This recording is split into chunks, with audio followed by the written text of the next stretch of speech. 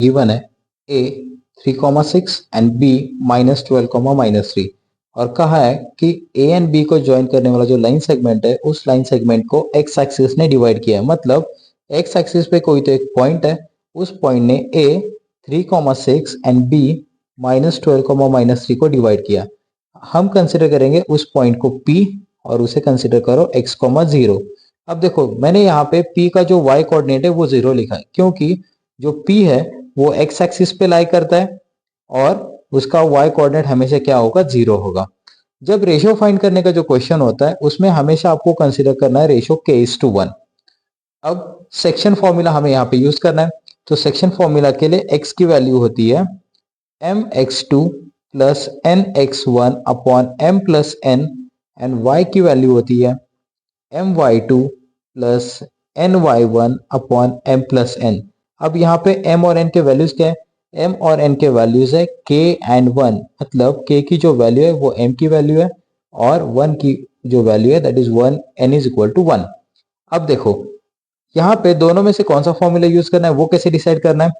Point P देखो, point P में y coordinate 0 है, तो हमें यहाँ पे y का फॉर्मूला यूज करना है। जो कोऑर्डिनेट 0 होता है वो फॉर्मूला यूज करना होता है, या फिर जिस कोऑर्डिनेट के बारे में हमें यहाँ पे इंफॉर्मेशन गिवन है उसे यूज करना है। तो मैं y is equal to 0 use करता हूँ। यहाँ पे m की वैल्यू है k इंटू y2 की वैल्यू है यहाँ पे -3 प्लस n की value 1 into 6 upon k plus 1। अब यहाँ पे देखो y की वैल्यू जो 0 है उसे हमने यहाँ पे यूज किया। इसका बेनिफिट क्या होता है, जो राइट हैंड साइड में k प्लस 1 है वो लेफ्ट हैंड साइड आके मल्टीप्लाई होगा 0 से, तो यहाँ पे आंसर आएगा 0 is equal to -3k plus 6।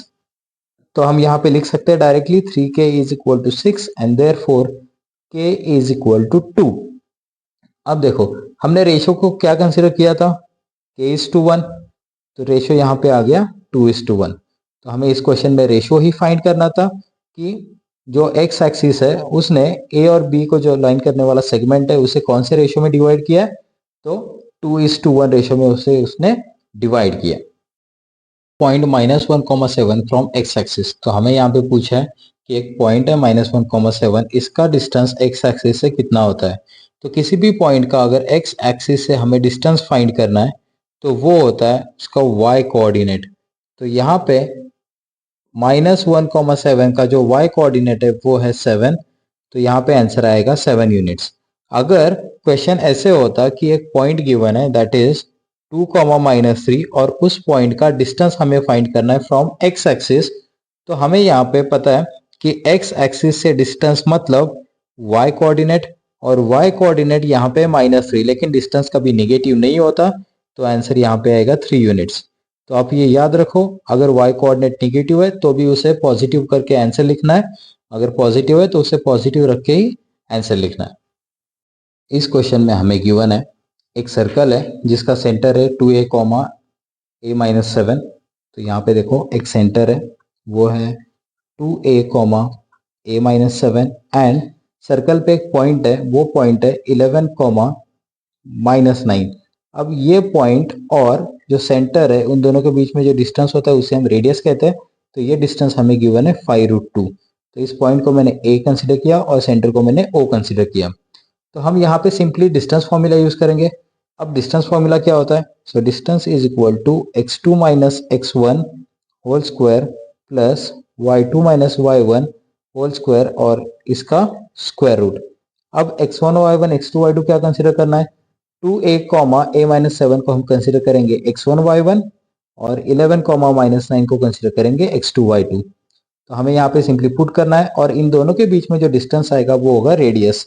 तो हम लिख सकते हैं 5√2 इज इक्वल टू x2 की वैल्यू यहाँ पे 11 minus 2a whole square, then plus y2 की वैल्यू है -9 माइनस a-7 और इसका होल स्क्वायर, और इस सब का क्या आएगा यहाँ पे square root. Square root remove करने के लिए हम यहाँ पे करेंगे squaring on both side.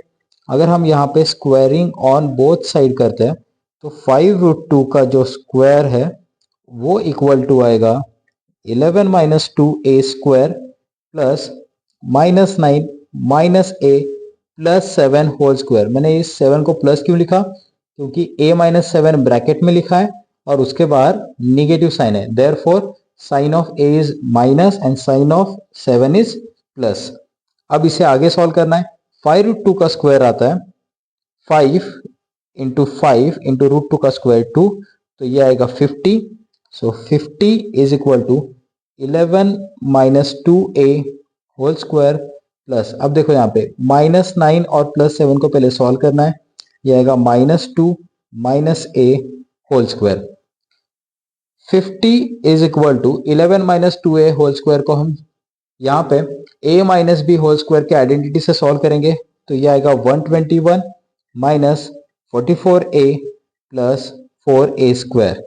Similarly जब ब्रैकेट में दो निगेटिव टर्म्स होते हैं और उसका स्क्वायर होता है, तो हमें इसे सॉल्व करना है a plus B whole square के आइडेंटिटी से, क्योंकि यहाँ पे दो निगेटिव साइंस है, that is -2 minus a whole square, तो इसे हम लिख सकते हैं माइनस ऑफ 2 प्लस a का होल स्क्वायर। और हमें पता है किसी भी निगेटिव नंबर का स्क्वायर क्या होता है, हमेशा पॉजिटिव होता है, तो ये आएगा 2 प्लस a होल स्क्वायर। तो हम इसे यहाँ पे a plus B whole square identity से एक्सपांड करेंगे, मतलब -2 माइनस a होल स्क्वायर को हम एक्सपांड करेंगे as a 2 plus a whole square, तो ये आएगा 4 plus 4a plus a square. अब यहाँ पे सिंप्लीफाई करना है। 50 इज इक्वल टू, तो यहाँ पे जो नंबर्स है उन नंबर्स को ऐड करो, 121 प्लस 4 आ गया 125, देन माइनस 44 प्लस 4a आ गया minus 40a plus 5a square. अब हमें क्या करना है, ये 50 को राइट हैंड साइड लेना है, तो हम लिख सकते हैं 0 इज इक्वल टू, ये 50 माइनस होगा 125 minus 50 75 minus 40a plus 5a square. हम इसे रीराइट करेंगे यहाँ पे 5a square minus 40a plus 75 is equal to 0। अब ये हमें मिला क्वाड्रेटिक इक्वेशन। अब इस क्वाड्रेटिक इक्वेशन सॉल्व करने का सबसे इजी तरीका है कि तीनों नंबर्स देखो उसमें 5 कॉमन है, उस 5 को कॉमन निकालो। 5 कॉमन आने के बाद आएगा a square minus 8a plus 15 is equal to 0। अब ये 5 राइट हैंड साइड आके डिवाइड करना है, ताकि 0/5 0 होगा, तो यहाँ पे आएगा a square minus 8a plus 15 is equal to 0। अब देखो हमारे यहाँ पे टारगेट क्या है, a की वैल्यू फाइंड करना, जो कि हमें इस क्वेश्चन में बोला गया है। तो a square minus 8a plus 15 को हम यहाँ पे क्या करेंगे, स्प्लिटिंग द मिडल टर्म से सॉल्व करेंगे, तो ये होगा a square minus 5a minus 3a plus 15 is equal to 0। मैंने 8a को माइनस 5a माइनस 3a क्यों स्प्लिट किया, क्योंकि हमें यहाँ पे दो नंबर्स डिसाइड करने हैं जिनका मल्टीप्लीकेशन प्लस 15 आता है और एडिशन माइनस 8 आता है, तो वो नंबर है -5 -3। तो ये होगा a, अगर कॉमन लिया तो a माइनस 5 का ब्रैकेट एज इट इज लिखना है। तो लास्ट टू में से हमें क्या कॉमन निकालना होगा कि जो ब्रैकेट में a-5 आएगा वो नंबर है -3, सो इज इक्वल टू 0। तो ये आएगा a-5 into a-3 is equal to 0। So therefore हम यहाँ पे बोल सकते हैं a-5 is equal to 0 and a-3 is equal to 0। तो हमें यहाँ पे a के दो वैल्यूज मिलते हैं, दैट इज इधर a इज इक्वल टू 5 और a इज इक्वल टू 3। अब देखो इस क्वेश्चन में हमें गिवन था एक सेंटर एंड सर्कल का एक पॉइंट और रेडियस गिवन थी, और हमें फाइंड करना था a की वैल्यू। तो a की वैल्यू हमने यहाँ पे डिस्टेंस फॉर्मूला यूज करके फाइंड की है, और वो वैल्यू हमें यहाँ पे मिली है 5 और 3।